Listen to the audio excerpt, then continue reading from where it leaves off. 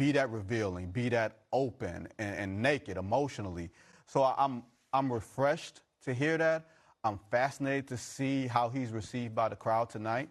But especially when you consider that this could be a second-round playoff series, this is a hurdle he's got to get over because he's going to have to go right back in there in the second round again in the same playoff series. So I think it's important for him to do this. He's not looking forward to it, but I think this is something that he will look at and say was critical for him to get past. Which is why this scheduling is the worst possible thing that could happen to the Knicks right now. Because Jayson Tatum is going back to the scene of the crime, going back to the place that it was probably the lowest of his entire career. Because let's look at what happened before that injury.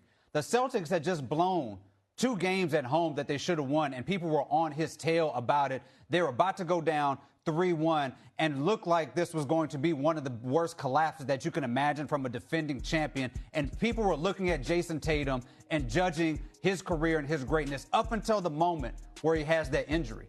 And now you go back to this scene and you get it out the way. This is going to be the most emotional game he's had since his return. He's come back to MSG. So now come playoff time, you don't have the accumulation of that return and the playoff game weighing on him in game 3 of round 2. This is out of the way. So he may have the jitters now early. He may have missed some shots early because of what he wants to do and what he wants to prove and what he's getting over. But come playoff time, that's out the way. And now you're going to get a Jayson Tatum weeks removed from that return who is going to be ready to rectify what happened last year. Oh, the Knicks better be ready for this I don't know if it's going to be fully out the way. I think from a mental standpoint, it's something to get past as far as relative to the injury.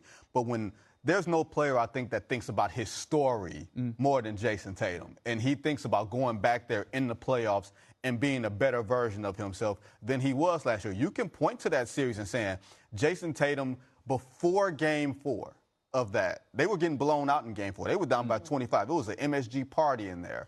And we were looking at Jayson Tatum real funny in the light and saying, are you measuring up?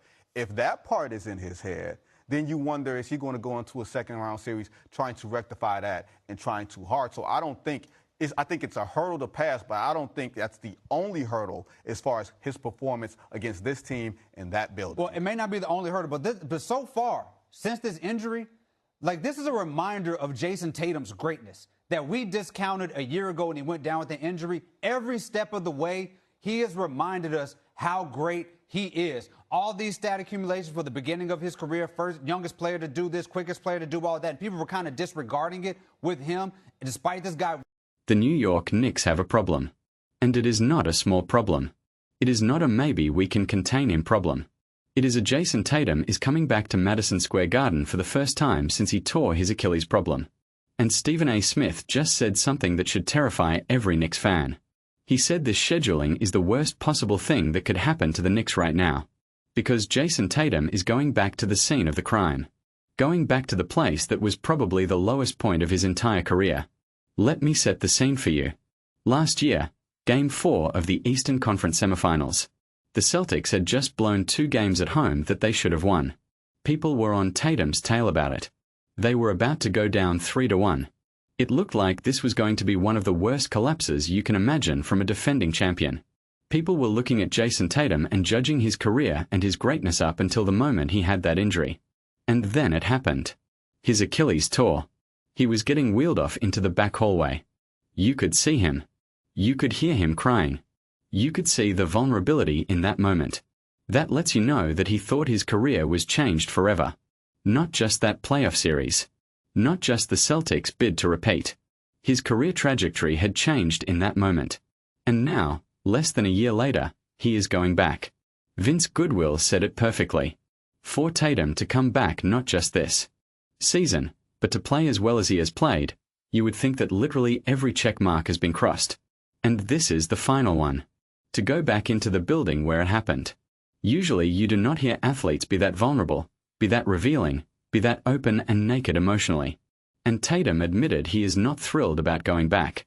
He said it was a traumatic experience. But here is why the Knicks should be terrified. Stephen A. broke it down. He said Tatum is going back to MSG tonight, getting this out of the way in the regular season. So come playoff time, you do not have the accumulation of that return and the playoff game weighing on him in Game 3 of Round 2. This is out of the way now.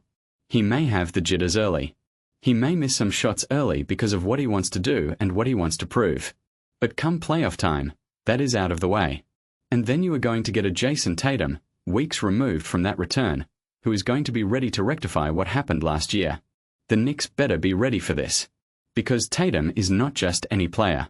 He is a player with something to prove. He is a player who has been doubted. He is a player who heard the criticism after those 2 home losses. He is a player who watched the MSG party happening while he was being wheeled out on a stretcher. And now he gets to walk back into that same building. Same crowd. Same floor. But he is not the same player. He is better. David Dennis Jr. pointed out since his return, Tatum has been averaging a double-double. 20 points, 10 rebounds, 5 assists per game. The Celtics have won 13 of the 15 games he has played. He is playing a different way. The way this dude is rebounding and passing is better. A better version of Jayson Tatum than we have ever seen. And Vince added something important. He said we look at this miraculous return and think everything has gone right. But Tatum thought his career was over in that moment. You do not know the full effects of an Achilles injury until years down the line. Players come back, but you also see the atrophy years later. So every game, every minute, every moment on that court is a gift. And now he gets to go back to the place where it almost ended. That is not a recipe for a bad game. That is a recipe for a masterpiece. Stephen A. said it best. The Knicks better be ready. Because Tatum is not just playing for a win tonight. He is playing for his own mental freedom. He is playing to exorcise the demons. He is playing to prove that he is still the same player, maybe even better. And when you add all of that emotion, all of that motivation, all of that pent-up energy, what do you get? You get a guy who is going to drop 35 points. You get a guy who is going to hear every single thing the Knicks fans say and use it as fuel. You get a guy who is going to leave everything on that floor. The Knicks are a good team. They are the 3 seed for a reason. Jalen Brunson S.A. killer. Karl-Anthony Towns gives them a matchup advantage. Their defense is 5th in the league.